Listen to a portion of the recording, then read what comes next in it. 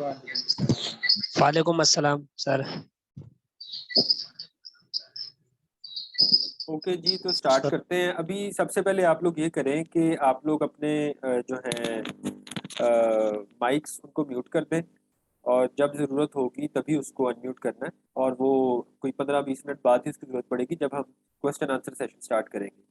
Basically इस छोटे से इंटरेक्शन का मकसद ये है कि आप लोगों से वो तो आपको पता ही होता है कि जो मैसेज एक चल रहा था बैच के बारे में कि उसमें क्या होगा, किस तरह से हम लेके चलेंगे, तो एक दफ़ा उसको क्विकली गो थ्रू करेंगे हम, और बाद में आपकी जो क्वेरीज होंगी उनको टैकल किया जाएगा। ठीक है, तो वॉइस का इशू अब जिन लोगों को आ रहा है वो उनके एंड पे ही है, क्योंकि मेरी तरफ से इशू नहीं है और बाकी लोगों को आवाज़ आ भी रही है। तो मैं आपके साथ शेयर करता हूँ स्लाइड्स, उससे फिर स्टार्ट करते हैं। ठीक है, अच्छा जी, इंट्रोडक्शन मेरा मिनट, इंट्रोडक्शन आपको हो गई। I am from 48th common, 48 CTP, और इनलैंड रेवेन्यू सर्विस से मेरा ताल्लुक है। और अभी हमारी स्पेशलाइज्ड ट्रेनिंग चल रही है आजकल, और कोई जुलाई में हमारी इंशाल्लाह पोस्टिंग आ जाएगी। और CSS 2019 में आई अपीयर्ड, और उससे पहले I appeared in PMS 2015। I was written qualifier that exam, और उसमें ये था कि एलोकेशन नहीं हो पाई थी, and I was allocated in CSS 2019। ठीक है, और अगर इसकी बात करें कि इंग्लिश एसए एंड प्रेसी में कब से पढ़ा रहा हूँ, तो राइट आफ्टर माई CSS इन 2019, कोई जून 2020 से आई स्टार्टेड टीचिंग फॉर्मली। उससे पहले इनफॉर्मल था, लेकिन फॉर्मली जो मैंने बैच फॉर्म में स्टार्ट किया वो जून 2020 से स्टार्ट किया, एंड अल्हम्दुलिल्लाह it's going to be our 8th batch. ठीक है, इससे पहले जो बैच रहे हैं उनका उनका एक्सपीरियंस, उनका फीडबैक आप you can find on my Facebook page. ठीक है, सोशल मीडिया प्रेजेंस में I have my Facebook page, और I have my YouTube channel पे। Apart from those people who will be joining this batch, कुछ लोग तो ये बैच ज्वाइन करते हैं, उनके साथ तो ज़रा ज़्यादा इंटरेक्शन रहता है। वैसे भी जो नहीं भी ज्वाइन करते उनके साथ मेरा इंटरेक्शन यूट्यूब चैनल के जरिए रहता है। वहाँ पे I keep on sharing tips and tricks regarding CSS, जो उसकी बेसिक चीज़ें होती हैं। मतलब होता ही है कि जब आप CSS के बाद कुछ लोग बहुत बेसिक क्वेरीज करते हैं कि CSS क्या है, उसमें कौन से सब्जेक्ट्स हैं, तो starting from the scratch every time is difficult, और हर बंदे को इंडिविजुअली आंसर करना भी मुश्किल है। तो इस, अच्छा ये एनोटेशन जो है इसको मैं ऑफ कर दूं जरा। some people, चले एनोटेशन,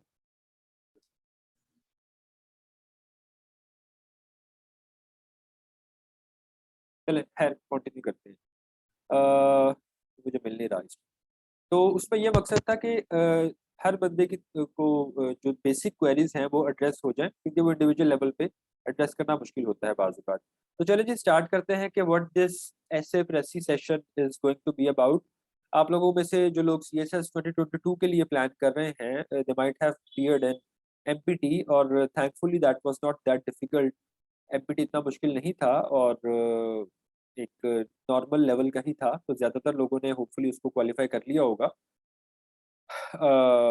तो लेकिन आप ये देखें कि अब कम लोग, स्क्रीनिंग जिन लोगों की होनी थी वो उस तरह से नहीं हो पाएगी, तो आपका जो फाइनल एग्ज़ाम है जो मई में होगा वो वो टफ हो सकता है। ठीक है, और जब भी FPSC कोई नई चीज़ इंट्रोड्यूस करवाता है तो वो शुरू में उसको सिंपल ही रखता है। ठीक है, और आहिस्ता आहिस्ता ग्रेजुअली उसका डिफिकल्टी लेवल बढ़ाता है, ताकि अननेसेसरी लिटिगेशन इस तरह की चीज़ें ना होने लग पड़े।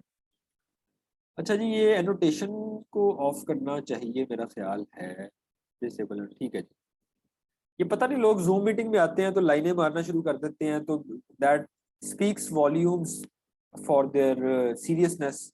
ठीक है, तो मैंने ऑफ कर दिया बहरहाल। तो चले जी आगे चलते हैं। ऐसे प्रेसी सेशन में हमारे पास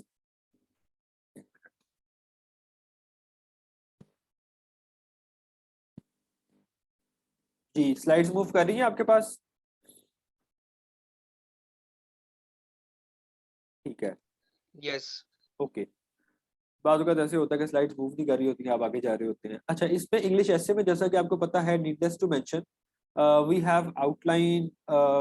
इसको ब्रेक देखें, इंग्लिश ऐसे को अगर आप एज अ होल देखेंगे कि मेरा ऐसे पास नहीं हुआ, कैसे पास होगा, या अगर आप फर्स्ट टाइम अपीयर हो रहे हैं तो आप देखेंगे कि पता नहीं इंग्लिश ऐसे कैसे पास होगा, 100 नंबर का पेपर है और एक ही सवाल है, उसी में डू और डाई सिचुएशन है, ठीक है।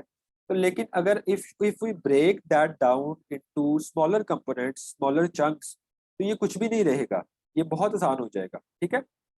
अब देखिए, अगर हम इसके चंक्स बनाएं, इसके कंपोनेंट्स देखें, तो इसमें आउटलाइन है, जिसमें सबसे पहले मेन आउटलाइन होती है एक, कि एक ऐसे से रिलेटेड कोई 5-7 एरियाज, जैसे जिसमें इंट्रोडक्शन आ जाता है, उसका उसका ओवरव्यू आ जाता है उस टॉपिक का, उसकी उसके कॉजेज आ जाते हैं, इम्पैक्ट्स आ जाते हैं, और उसका कंक्लूजन वगैरह, रिकमेंडेशन, कंक्लूजन, इसको कहते हैं मेन आउटलाइन। सबसे पहले तो हमें ये आइडिया होना चाहिए कि दुनिया का कोई भी टॉपिक हमारे सामने आ जाएगा, तो उसमें से हमने उसकी मेन आउटलाइन कैसे बनानी है, उसके 5-7 पॉइंट्स जिन पे हमने बात करनी है वो क्या होंगे, फिर उन 5-7 पॉइंट्स के अंदर सब हेडिंग्स होंगे, बुलेट पॉइंट्स होंगे, वो डिटेल्ड आउटलाइन कहलाती है, जो कि आपके डिटेल्ड आउटलाइन कोई आधे आधे पौने घंटे में आपने लिखनी होती है, आधे घंटे में आपने लिखनी होती है आइडियली, तो उसको कहते हैं डिटेल्ड आउटलाइन। तो पहले हम इसको लिखना सीखेंगे। इंट्रोडक्शन भी उसके बाद आ जाता है, फिर थीसिस स्टेटमेंट आ जाती है, आर्ग्यूमेंट्स, कॉजेज, रिकमेंडेशन, कंक्लूजन। तो ऐसे इन तमाम पार्ट से मिलकर बना है, एक आउटलाइन आ गई और नीचे बॉडी आ गई, बॉडी के डिफरेंट पार्ट्स। अच्छा, प्रेसी एंड कंपोजिशन के पेपर की बात करें तो आप लोग सिलेबस से तो वाकिफ ही हैं। Just you will have a quick overview कि प्रेसी 20 मार्क्स की है, कॉम्प्रीहेंशन 20 मार्क्स की है, और ट्रांसलेशन 10 मार्क्स की है। तो दिस इज, और उसके बाद सेंटेंस करेक्शन कभी 5 मार्क्स की आती है, कभी 10 मार्क्स की आती है, तो और पंक्चुएशन। तो ये वो चीजें हैं which is skill based component, ठीक है। ये आपको सीखनी है, प्रैक्टिस करनी है, और प्रैक्टिस के साथ आप इनमें स्किल हासिल करेंगे और इसको अटेम्प्ट करेंगे, इनमें रट्टा वगैरह नहीं लगेगा, ठीक है। तो तकरीबन 60 से 65 मार्क्स आपके स्किल बेस्ड कंपोनेंट के हैं।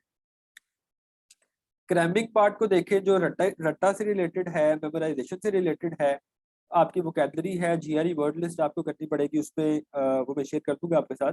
20 मार्क्स की वोकेबलरी आएगी। अब वोकेबलरी में आप उसकी कोई साइंस नहीं है, वो आपने याद ही करनी है और मल्टीपल टाइम्स उसकी रिवीजन करनी है, ठीक है। तो ये रट्टे वाला काम है। पेयर ऑफ वर्ड्स हैं, इडियम्स हैं, प्रेपोजिशन, एनालॉजीज, ये वो तमाम चीज़ें हैं जो आप डेली बेसिस पे अपनी रूटीन में शामिल करेंगे, और they also play vital role in, जब आप बिल्कुल थ्रेशोल्ड पे होते हैं, आपकी प्रेसी बड़ी मुश्किल आ गई, कॉम्प्रीहेंशन बहुत मुश्किल आ गई, तो फिर यही चीज़ें आपको बचा लेती हैं, ठीक है ना। ये 2021 में पेपर काफ़ी मुश्किल आ गया, तो ये छोटी छोटी चीज़ें, ये अगर आप ठीक करते हैं तो इनके नंबर वो काट नहीं सकता, ठीक है। बाकी जितने मर्जी काट ले, इनमें से नहीं काट सकता। तो ये आपको बड़ा अच्छा एक मार्जिन दे देते हैं कि इनमें आप अच्छा परफॉर्म करके अपने ओवरऑल स्कोर को बेहतर बना सकते हैं, ठीक है। अच्छा जी, तो ये तो चीज़ें वो होगी जो आपको पता ही है। अब let's have a look at students who pass versus students who do not pass, ठीक है, कंपैरिजन। अब देखिए, इंग्लिश के पेपर में अगर आपको इंग्लिश लैंग्वेज की ग्रामर, टेंसेस, बेसिक स्ट्रक्चर, ये चीज़ें नहीं आती, तो फिर इट्स वेरी डिफिकल्ट कि आपका तुक्का लगे और आप पास हो जाए। तो जो अच्छे स्टूडेंट्स होते हैं, जो पास करते हैं, दे आर, उनको बेसिक टेंसेस आते होते हैं, इंग्लिश ग्रामर का यूजेज आता है। नंबर 2 पे उनकी आर्ग्यूमेंटेशन, आर्टिकुलेशन बेहतर होती है, जो हम सीखेंगे ऐसे में कि आर्ग्यूमेंटेशन कैसे करते हैं, आइडियाज़ कैसे। अच्छा, इस ऐसे में काफ़ी सारे मल्टीपल चीज़ें हम साथ साथ लेके चल रहे होते हैं, कि आपकी वोकेबलरी पे भी काम हो रहा होता है, आपकी आर्ग्यूमेंटेशन पे, आपके आइडियाज़ पे, ब्रेनस्टॉर्मिंग पे, ये सारी चीज़ें हम साथ साथ डिस्कस करते रहेंगे, ठीक है। अच्छा, एक जो सक्सेसफुल स्टूडेंट है वो रेलिवेंट चीज़ें लिख के आएगा, ठीक है। अब करप्शन पे कोई ऐसे आ जाए, तो किसको नहीं पता करप्शन के बारे में। आप उस पे अभी बैठ के उस पे 10 एक सफ़े लिख सकते हैं, आप में से हर कोई लिख सकता है, ठीक है ना। करप्शन का जो चलता रहता है नैरेटिव हमारे मुल्क में खास तौर पे, लेकिन बात ये है कि करप्शन की जो चीज़, रेलिवेंट चीज़ उसने मांगी है, जो टॉपिक से रिलेट करती है, अगर हम वो लिखेंगे तो पास होंगे। इररेलेवेंट मटेरियल की कोई वुकत नहीं है, ठीक है, वो पास नहीं होगा। तो रैली, अगर अगर आप मुझसे पूछें कि what are the two most important components which are evaluated in an essay, तो वो उसकी करेक्ट इंग्लिश होगी पहला, और दूसरी रेलिवेंस होगी, बाकी सब चीज़ें इसके बाद आएंगी, ठीक है। एक्सटेंसिव राइटिंग प्रैक्टिस करेंगे जो सक्सेसफुल स्टूडेंट्स होंगे, और इवेलुएट भी करवाएंगे अपना काम, not necessarily from a teacher, आपके पास कोई क्वालिफायर है आपके दोस्तों में, आपकी फैमिली में, या कोई टीचर है, उसको आप अपना काम ज़रूर दिखाएँ, ठीक है? अपने एक कमरे में बंद ना हो कि आप खुद ही करते जा रहे हैं, ठीक है जी, मैं लिख रहा हूँ, प्रैक्टिस कर रहा हूँ, आप गलत ही कर रहे हो चाहे, तो वो फ़ायदा नहीं होगा। आप में लिखने से इम्प्रूवमेंट आनी चाहिए, ठीक है? जो पास नहीं होते, उनमें ये चीज़ें नहीं होती, वो आप देख सकते हैं, ठीक है? Why is it important to join a mentor for English papers?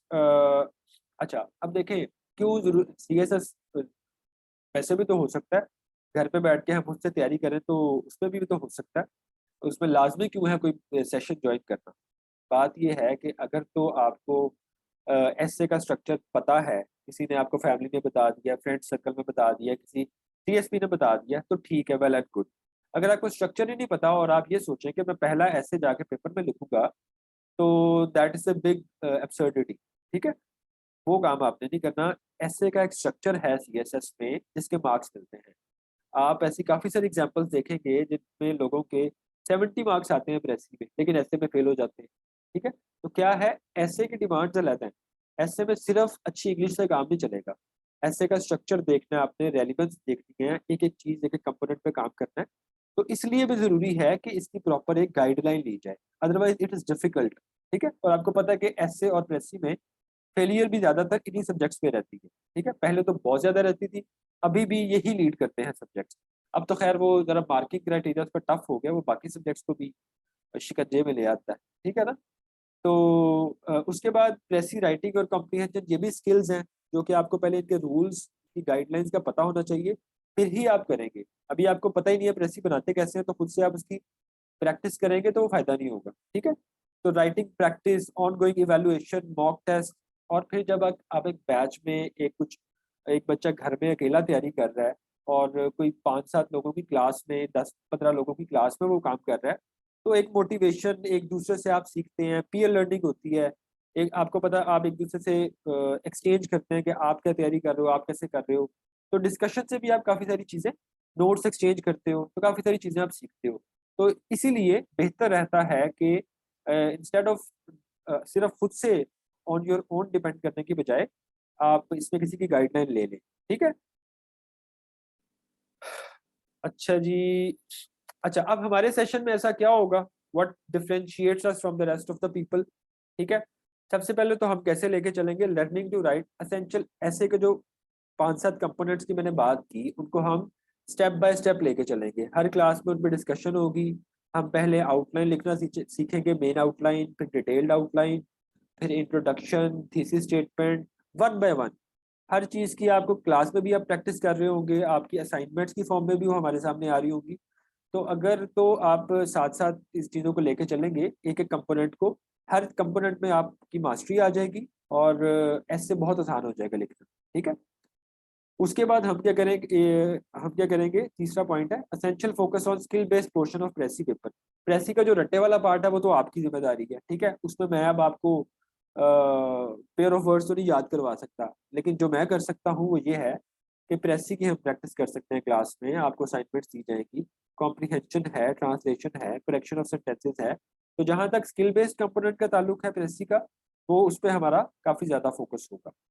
Weekly assignments and timely checking student, हाँ, this is a very important thing जो कि व्हिच इज़ समथिंग के which we do and the rest of the people do not do, ठीक है? वो ये है कि असाइनमेंट्स आपको मिलती हैं और चेक की जाती है, ठीक है? आप में से काफ़ी सारे लोगों का एक्सपीरियंस रहा भी होगा बैचेस लेने का, सेशंस लेने का, लेकिन उसमें वन वे चलता है काम। वन वे ऐसे चलता है कि बस पढ़ाई जा रहे हैं और ये नहीं पता चल रहा कि आप कितना पिक कर रहे हैं, आपकी इनपुट क्या है, ठीक है? तो मैं आई इंश्योर कि क्लासेस में भी आपसे इनपुट आपकी पार्टिसिपेशन हो, आपकी इनपुट आती रहे और असाइनमेंट्स के ज़रिए आपकी इनपुट आती रहे क्योंकि लिखने का एग्ज़ाम है। कि मेरे बोलने से आप सारा कुछ सीख लें, उसका फ़ायदा नहीं है। आप लिख के मुझे चेक करवाएँ, उसका ज़्यादा फ़ायदा है। तो ये चीज़ें जो है ना बड़ी इम्पोर्टेंट है एंड वी इंश्योर कि हम ये अपने बैच में लाज़मी करें। आपको असाइनमेंट दी जाती है वीकली बेसिस पे उसको चेक करके आपको दिया जाता है, ठीक है? यही चल रहा है वीकली इवैल्यूएशन। अच्छा रिकॉर्डिंग अगर जैसे कि हमारी कोई 18 क्लासें होंगी और एंड में 2 मॉक्स होंगे। एक मॉक प्रेसी के पेपर का हो जाएगा फुल मॉक, एक एस्से का हो जाएगा। तो अगर 18 में से कह लें कि आपकी कोई क्लासें मिस हो जाती हैं तो तकरीबन 8-9 क्लासेस तक आप रिकॉर्डिंग ले सकते हैं। 100% रिकॉर्डिंग मैं नहीं देता ड्यू टू प्राइवेसी रीजंस, लेकिन 18 में से आपको up to 9 classes recording available होगी।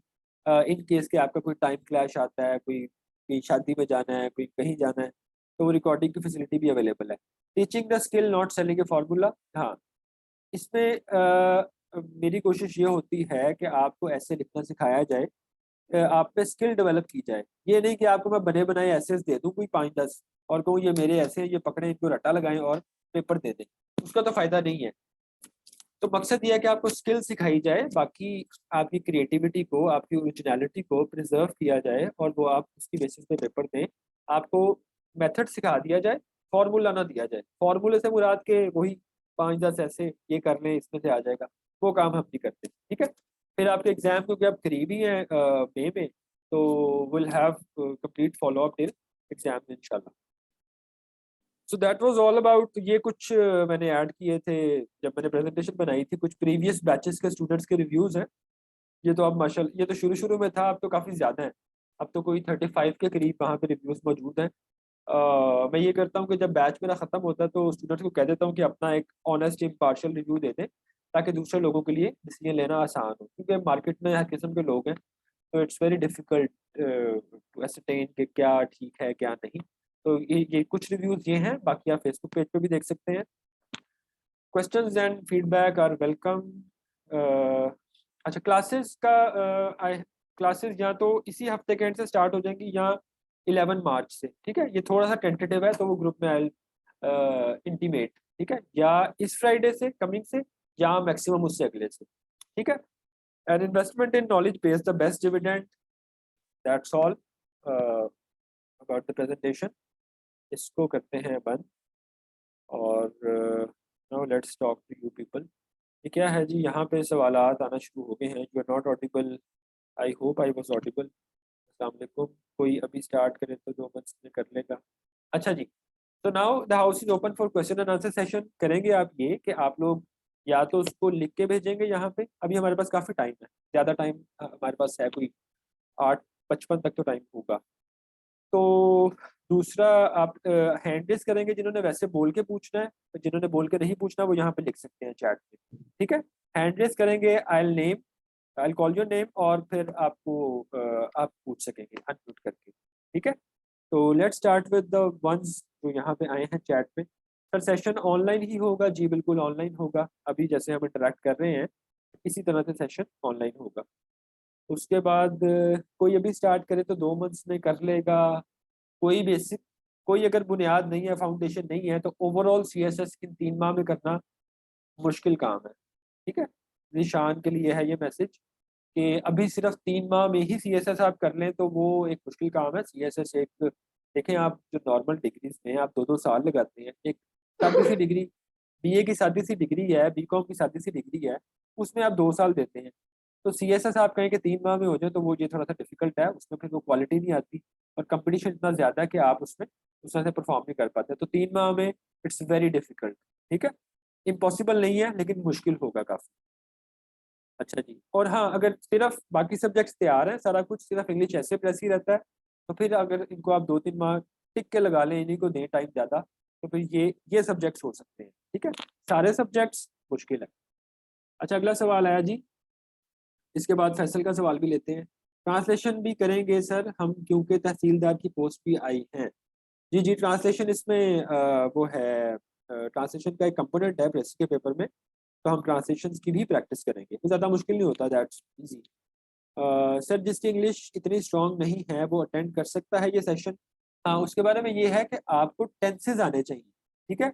आई एक्सपेक्ट के जो लोग बैच जॉइन करेंगे उनको टेंसेस आते हों। टेंसेस अगर नहीं आते तो थोड़ी-सी डिफ़िकल्टी होगी, क्योंकि हमारे पास 18-20 क्लासें हैं, तो हम इसमें टेंसेस सिखाने बैठ जाएँगे, ग्रामर के रूल सिखाने बैठ जाएँगे, तो ऐसे में रस्सी आप कब सीखेंगे, ठीक है? तो इसलिए वही एक्सपेक्ट कि आपको टेंसेस आते हों, बेसिक ठीक हो, बाकी फिर हम इंशाल्लाह उसपे पूरी उस फाउंडेशन पे हम पूरी बिल्डिंग तमीर कर लेंगे, ठीक है? तो टेंसेस आने चाहिए, वैसे नॉर्मली थोड़ी बहुत वीक है इंग्लिश तो वो चल जाएगा काम। टेंस टेंस आने चाहिए, टेंस आते हैं तो ठीक है, जहाँ ज़ेब के लिए है। जी फैसल आप पूछें। अस्सलाम वालेकुम सर। जी वालेकुम सलाम। सर जैसे कि अगर असल में फील्ड मेरी मतलब बेसिक फील्ड साइंस से अलग मतलब इंग्लिश फील्ड से अलग है।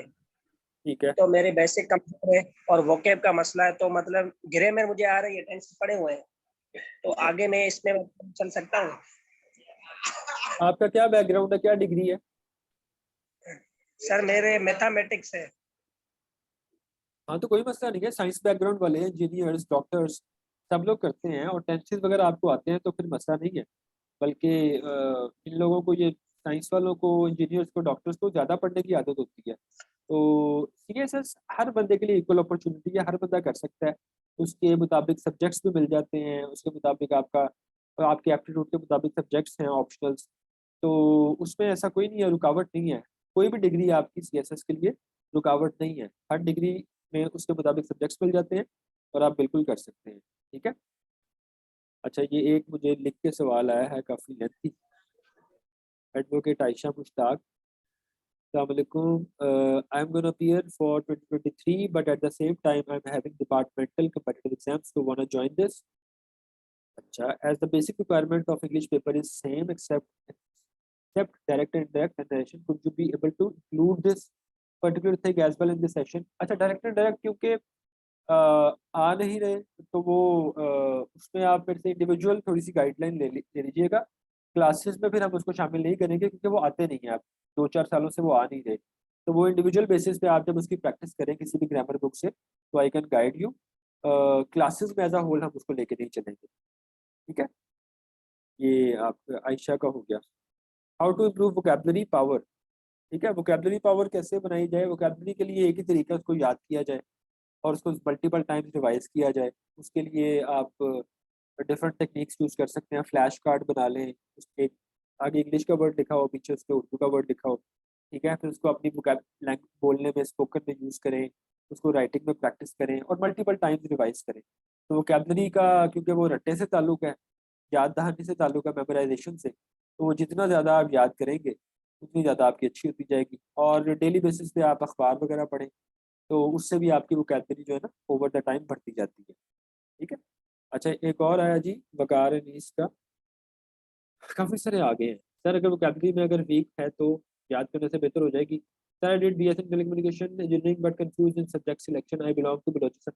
सब्जेक्ट सिलेक्शन के हवाले से मेरी वीडियो आपको मिल जाएगी यूट्यूब चैनल पे, वो आप देखें। उसमें मैंने बताया कि सब्जेक्ट सिलेक्ट करते वक्त क्या क्या क्राइटेरिया होना चाहिए।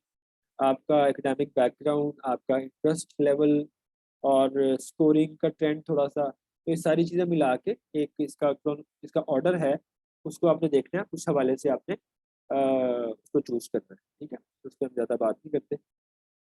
सर मैंने जैसे सेशन अटेंड करना है आपका, काइंडली फ़ी वगैरह भी ग्रुप में इन्फॉर्म कर दीजिए। हाँ, वो फ़ी डिटेल्स वगैरह फिर मैं, जो लोग फ़ी डिटेल्स वगैरह मैंने हर किसी को ही सेंड की है।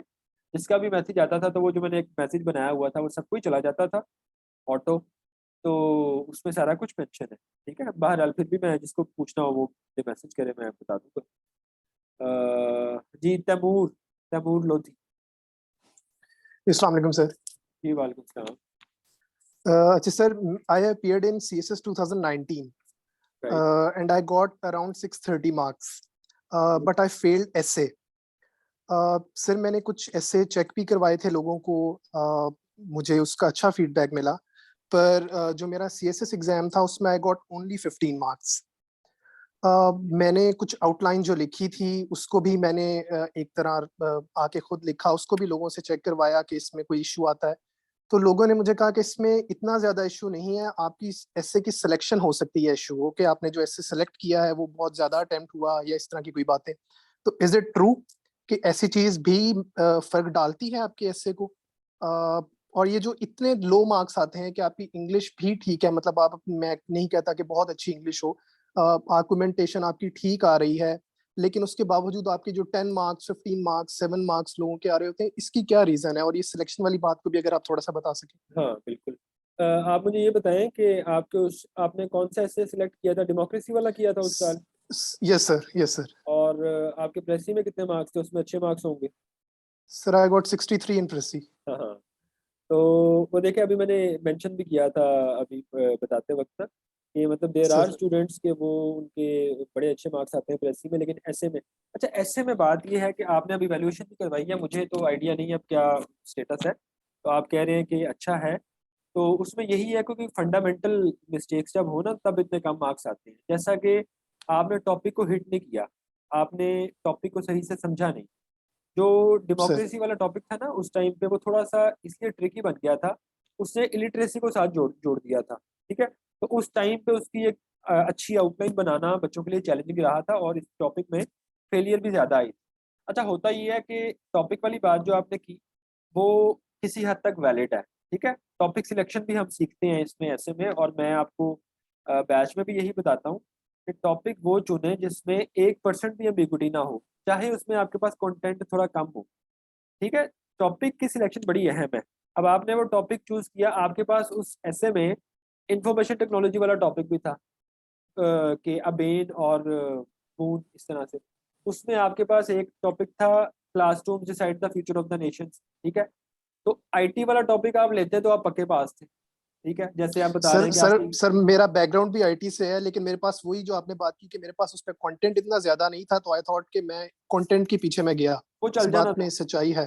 वो चल सर जाना था, वो कम भी चल जाना था, क्योंकि उसने आपकी रेलिवेंस देखनी थी, उसने आपकी इंग्लिश देखनी थी, और वो काम चल जाना था। तो टॉपिक सिलेक्शन इज इम्पॉर्टेंट, ठीक है। बाजू का टॉपिक थोड़ा सा एम्बिगुअस होता है, उसकी एक दो डायरेक्शंस निकल भी होती हैं, बच्चा एक डायरेक्शन पिक कर लेता है, जाना दूसरी डायरेक्शन में होता है, तो उस बेस पे अच्छी इंग्लिश के बावजूद, सारी प्रैक्टिस के बावजूद भी आप फेल कर जाते हो, तो इट हैपन्स। तो सर कंक्लूजन ये है कि टॉपिक सिलेक्शन इज इम्पॉर्टेंट, और दूसरी क्वेरी तो मैंने आपकी पहले ही अटेंड कर ली थी, ठीक है। सर सर एक और चीज ये कि आप अगर इसमें जो एवेल्युएशन कर रहे होंगे वो किस तरह होगी, आपको हम सेंड कर सकते हैं हाँ, क्या? इवैल्यूएशन ये होती है ठीक है कि इस तरह से होती है कि कैम स्कैनर ऐप आजकल सबके मोबाइल्स में ही होती सर। है, उसमें आप पीडीएफ क्रिएट कर लेते हैं अपनी असाइनमेंट का, जितने भी 5 10 15 पेज हैं, तो वो फिर मेरे पास आ जाता है, और मेरे पास फिर वो लैपटॉप है यही वाला, और ये इसमें फिर मैं चेक कर लेता हूँ, वो इसका वो स्टाइलस पेन भी है, तो वो सारा ऑलमोस्ट रियल टाइम ही वो चेक हो जाता got it sir, got it. Thank you so much sir, thank you. है। बिल्कुल। अच्छा जी, this session will be for PMS also जी, बिल्कुल पीएमएस का एसए प्रेसी काफी सिमिलर है सीएसएस से, और बल्कि थोड़ा सा आसान ही है, उसमें एसए की वैल्यूएशन और प्रेसी की वैल्यूएशन सीएसएस की निस्बत थोड़ा सा वो रिलैक्स ही रखते हैं आपको। आप देखेंगे कि काफी सारे लोग पीएमएस क्वालिफाई कर जाते हैं, सीएसएस नहीं कर पाते, उसका लेवल थोड़ा सा एसए प्रेसी के हवाले से आसान ही है, तो वो बिल्कुल हम उसको एड्रेस करेंगे। बस ये है कि उसमें एसए का टाइम थोड़ा होता है, उसमें आई थिंक 2 घंटे का ऐसे होता है, तो उस हवाले से फिर ऐसे को हम थोड़ा सा इसी यही जो ऐसे आप सीखेंगे इसको आपने थोड़ा सा ब्रीफ करके कम पॉइंट्स के साथ, कम बुलेट पॉइंट्स के साथ आपने वहाँ लिख देना है। बाकी ग्रामर की चीज़ें, प्रेसी, कॉम्प्रिहेंशन, वोकेबलरी, सारी चीज़ें वही उसमें आ रही होती हैं, तो it will equally cater for the students of PMS, ठीक है। अच्छा जी सर, सेशन विल बी ठीक है, चलें खत्म हो गए जी सवाल, खत्म हो गए हैं तो फिर हम और किसी का कोई सवाल है तो पूछ लें बिफोर वी एंड, जो भी कंफ्यूजन है, जो भी ओवरऑल कोई सवाल है तो पूछ लें। अब हमारे पास कोई 5 7 मिनट हैं, तो we can utilise it, otherwise फिर हम इसको एंड कर सकते हैं। कोई कंफ्यूजन, कोई सवाल, कोई चीज़ ओवरऑल, चलें बाकी भी कोई आपको क्वेरी हो, कोई सवाल हो, तो you can always reach out on my WhatsApp, वो जो है जिसके जरिए आपने मुझे पहले मैसेज किया था, उस पर आप पूछ सकते हैं। टाइमिंग ऑफ सेशन हमारी शाम की क्लासेस हुआ करेंगी, 1 मिनट, हाँ, टाइमिंग आपकी हुआ करेगी 8:30 से लेकर कोई 8:30 से पौने 10 तक, ठीक है। 1.25 घंटे की क्लास होगी, इससे ज़्यादा नहीं होगी, क्योंकि अटेंशन स्पैन ही ह्यूमन ह्यूमन अटेंशन स्पैन ही इतना है आजकल, घंटा 1.25 घंटा। तो हमारी ये 1.25 घंटे की क्लास होगी, और फ्राइडे सैटरडे संडे को होगी, शाम में होगी, और बाकी अगले 4 दिन की ब्रेक आया करेगी, उस उन 4 दिन में आप लोग अपनी उस डाटा सर्च करेंगे, मटेरियल सर्च करेंगे, अपनी असाइनमेंट करेंगे, ठीक है। अब ये आपने देख लेना है कि ये अगर बैच ज्वाइन करना है तो फिर इसके साथ चलना है ज़रा, ठीक है। असाइनमेंट साथ साथ करनी है, अगर साथ साथ लग के 1.5 माह ये अच्छा सा लगा लेंगे तो आपको बहुत ज़्यादा फायदा होगा, ठीक है। इसमें एक बच्चा जो उसको साथ साथ नहीं लेके चलेगा वो भी बैच में होगा, तो वो उससे कहने कि 50% बेनिफिट लेगा। जो उसको साथ साथ लेके चल रहा होगा, असाइनमेंट्स कर रहा होगा, इवेल्यूशन करवा रहा होगा, तो मटेरियल सर्च कर रहा होगा, टॉपिक्स को तैयार कर रहा होगा, थीम्स को, तो वो कहने से इफ नॉट 100% वो 90% तक बेनिफिट ले जाएगा, हालांकि दोनों ने ही बैच ज्वाइन किया होगा। तो ये बड़ा फर्क आएगा, तो आपने इसको जरा अच्छे तरीके से साथ लेके चलना। अच्छा जी, ये एक और आया है। Great session, thank you sir. Material भी प्रोवाइड करेंगे? हाँ, मटेरियल में इस तरह से होता है कि आपको मैं सिखाऊंगा मटेरियल सर्च कैसे करना है। बाकी मेरे पास भी हर थीम से रिलेटेड मटेरियल पड़ा है, लेकिन कुछ मैं शेयर करूंगा और ज़्यादा आप शेयर सर्च करेंगे, क्योंकि मटेरियल जो है ना इवॉल्विंग चीज़ है। मेरे लिए आसान है कि मैं कुछ किताबों का मटेरियल लेके यहाँ डाल दूँ, लेकिन वो स्टैटिक हो जाएगा। हमें लेटेस्ट आर्टिकल्स पढ़ने हैं, लेटेस्ट जो वर्क हो रहा है उस टॉपिक पे, उस थीम पे, उसको भी हमने साथ साथ एक्सप्लोर करना है। तो वो हम इस तरह से एक माहौल बना देते हैं ग्रुप में कि एवरी वन इज सर्चिंग और एवरी वन इज शेयरिंग। देखे ना, अगर 10 बच्चे हैं तो 10 लोग एक एक अच्छा अच्छा आर्टिकल शेयर कर देंगे, तो वो 10 आर्टिकल हर बच्चे के पास आ जाएंगे। फिर एक दो मैं भी शेयर कर दूंगा, तो वो that would be two way approach. सारा मटेरियल मैं नहीं दूंगा, आप लोग खुद भी सर्च कर रहे होंगे, लेकिन एक सिनर्जी इफेक्ट होगा, सारी टीम जब काम करेगी तो एक अच्छा उसका आउटपुट निकल के आएगा। अच्छा जी सर, ऐसे जो अटेम्प्ट करना है वो क्लियर कैसे होगा?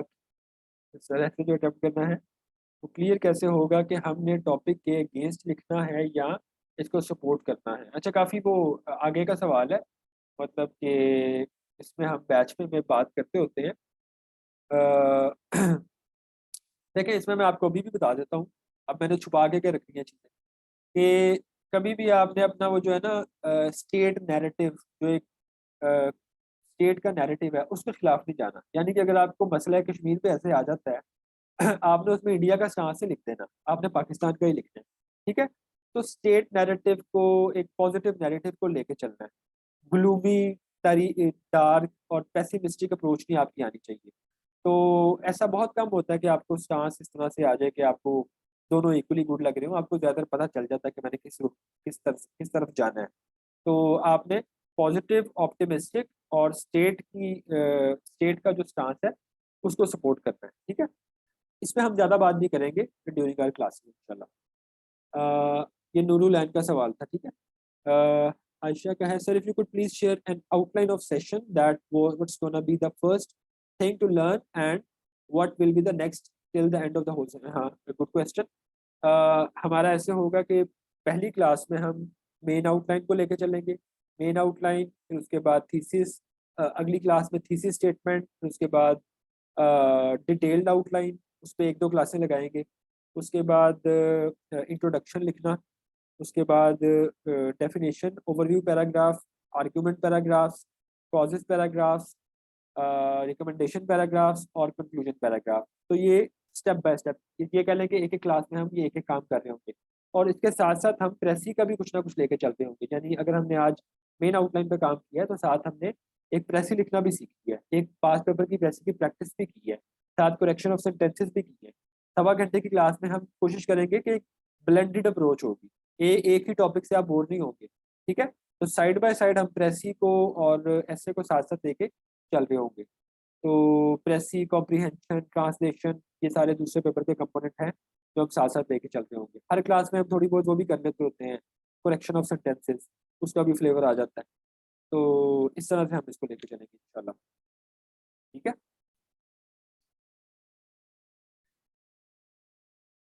चलें, चलें जी, ठीक है। फिर मेरा ख्याल है कि we are done with the queries. तो बाकी फिर जो भी आपकी क्वेरीज हों, आप you can reach out to me. तो इंशाल्लाह फिर आपसे उधर ही फिर बैच में मुलाकात होगी।